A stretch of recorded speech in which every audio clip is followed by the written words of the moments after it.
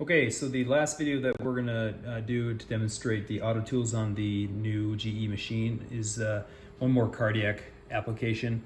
So we're gonna start in and click on the cardiac probe, and then if it gives you a drop down, we'll just hit cardiac mode. And then down on the left side again, we're gonna come down here and we're gonna do auto VTI. And so when you click on auto VTI and what you need to do is go back to the heart and you need to find yourself a 5-chamber view. And so 5-chamber view is found by finding an apical 4-chamber view and then just tilting the probe slightly up more towards the head. So the first thing we're going to do to calculate our VTI, which is essentially our cardiac output, is you need to measure the aortic outflow tract diameter. Up here, there's this little button right here. You click on that and it'll ask you your LVOT diameter. I typically would just put in 2 centimeters here because it doesn't really matter, because that distance is not going to change on your patient. It's going to be a fixed variable. And so as long as you don't really care what your cardiac output number is and you care about the change, then you can just put in 2 here. Now, if you really want to measure it, you would go to a peristernal long axis view and actually measure the outflow tract diameter. But for our purposes, we're just going to put in 2. And then again, on the auto VTI setting, we're going to go and we're going to try to find an apical 5-chamber view. And so that's an apical 4-chamber view, and we're just tilting just slightly up towards the head to get that aortic outflow tract to come into view.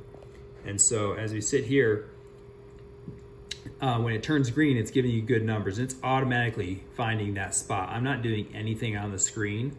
That little yellow box right now now it's green. It's automatically moving to find the aortic outflow tract.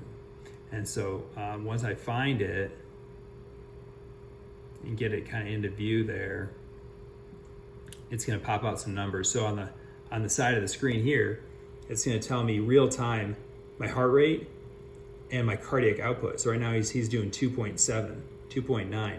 If I did a passive leg raise right now, and I thought the patient could use more volume, I would expect the cardiac output to go up, like directly.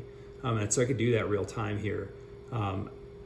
If the cardiac output went down with the passive leg raise, that would be indication that the patient really can't tolerate any more fluids and wouldn't be volume responsive. And so you'd want to use inopressors or inotropes to help bolster cardiac output. So that's how this is used. This is the VTI, and again, really useful for real-time cardiac output settings.